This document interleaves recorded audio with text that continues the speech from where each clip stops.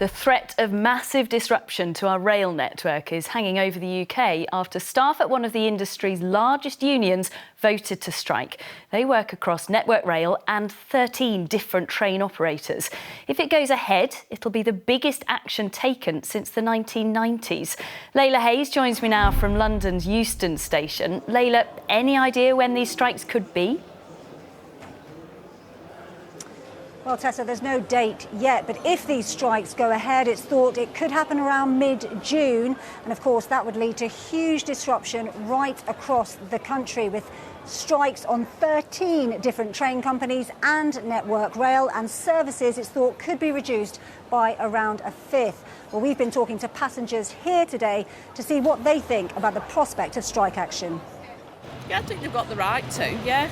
Like anyone else, haven't they, with any sort of employment. Yeah, it's their right, isn't it? Yeah. Personally, I think the government should have done something a long time ago to make strike action of this type that's going to cause this kind of disruption illegal in some way. Brought out some form of law by which they're forced to go to negotiating tables all the time and thrash it out that way. It will be inconvenient for people, I do understand that, but then sometimes you just have to prove your point, and to make a point you have to cause a bit of disruption. So Leyla, that's what the passengers think. What's the union had to say?